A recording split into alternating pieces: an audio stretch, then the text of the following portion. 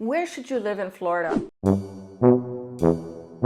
So you've set your target on living in Florida, but you're not quite certain where. Maybe the West Coast, maybe the East Coast. This video is about helping you figure out what makes sense for you to live in by taking a much more strategic approach so that you have an easier time to make a decision based on all these different criteria that we're going to get into. My name is Katrin.pfitzenreiter. I'm a real estate agent here in Sarasota, Florida. This channel is all about Florida information, insights, and destination, including real estate information as it relates to Sarasota County. If you haven't subscribed, subscribe, and let's get right into this video. Number one, cost of living, affordability. So I think it's important that you look at the affordability of living in a certain place. Maybe you have 3 or 4 different places that are of interest to you, but perhaps 1 or 2 of these places don't make financial sense for you based on your budget because real estate prices are too expensive. So for example, if you're going between Clearwater, St. Petersburg, Sarasota, and Naples, and these are typically 4 of the areas that a lot of my buyers will choose from, and you're on a strict budget,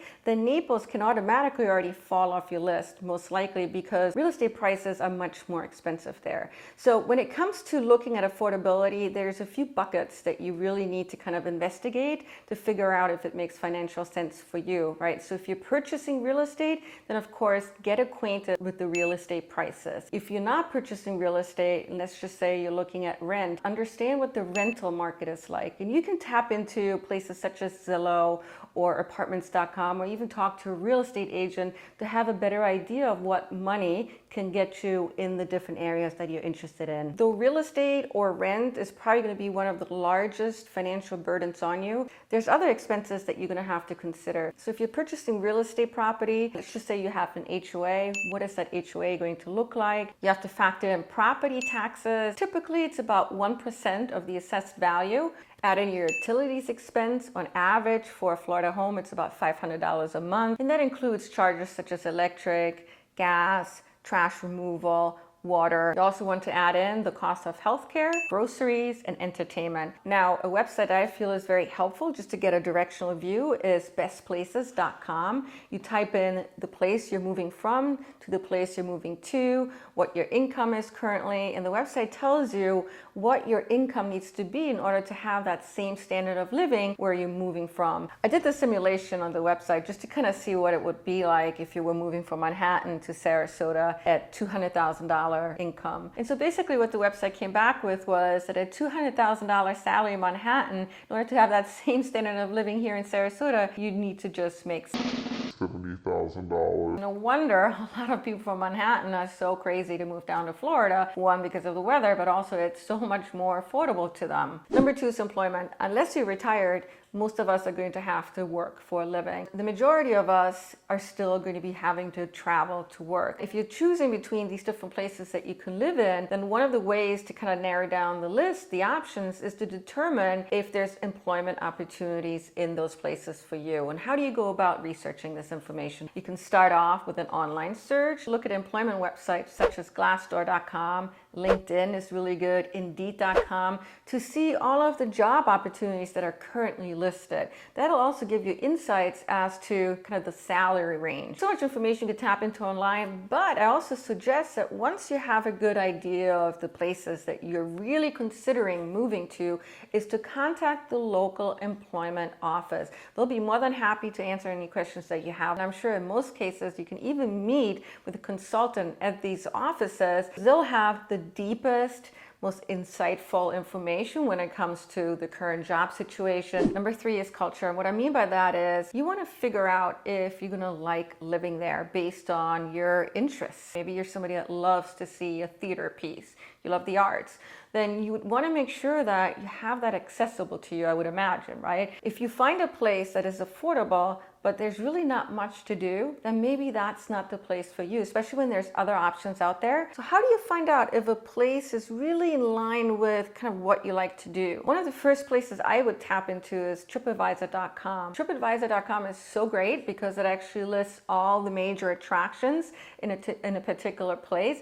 It's mainly for people who are traveling as tourists, but I actually also think it gives you a lot of insights as to what there is to do in the area, and that's ultimately the information that you're trying to get to. Number 4 is happiness and desirability. You want to make sure that the place you decide to move to is a place that you can actually see yourself living in. You're going to be happy there. Now, you've done some initial research in terms of understanding what the culture is like, but I think there's more to that, and that is to really kind of understand what the city, the town, the neighborhood that you chose to live in is like. One of your best options is to actually rent for a short period of time, and really to get an understanding of what it could be like to live in a place more long term. What you're essentially wanting to do is to test drive it. You're really simulating for the short term what it'd be like to go about your life in that destination. And so if you're happy doing that, then the likelihood of that place being it for you is far greater versus not really understanding what you're getting yourself into. Number 5 is crime. Most likely than not, you want to live somewhere that is safe.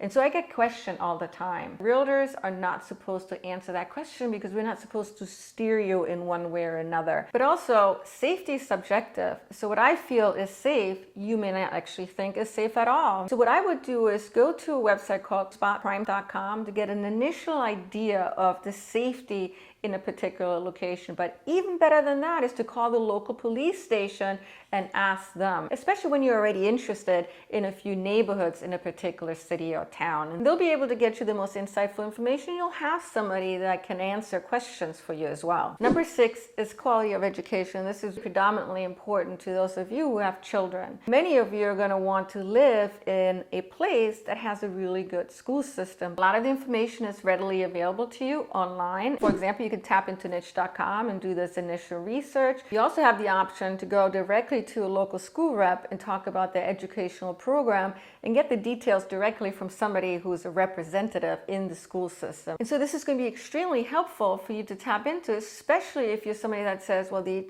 education of my child is going to be what's going to drive my relocation decision. Lastly is healthcare. If healthcare is important to you, and to most of us it is. I do know a few people who are very young and they don't really seem to be thinking about this right now, but the majority of you who are going to be moving to Florida are probably going to be over 30 and up. I would say that's the bulk of who are currently moving into Florida. More likely than not, healthcare is going to be something that you're going to give more thought to. So if that's the case, then you would want to make sure that wherever you're moving to, that you have good access to healthcare. One of the reasons why a lot of retirees especially will choose Sarasota is because of our healthcare options here. We have one of the best hospitals in the US, namely Sarasota Memorial Hospital. There's other healthcare facilities that are rated really highly here. Check the healthcare situation, and if you can, talk to locals and get an understanding from them in terms of what their healthcare experience has been like, especially for those that need certain types of treatments. Inside information is always going to be the best versus reading articles or even watching videos, though doing that is going to be your initial phase in the research stage, and that shouldn't be overlooked. If you enjoyed this video, please do me a favor and like this video. If you haven't subscribed to this channel, please subscribe to this channel. If you're looking for real estate in Sarasota County, I would love to team up with you. Call me, email me anytime. Thank you so much for hanging out with me today, watching this video, and take care.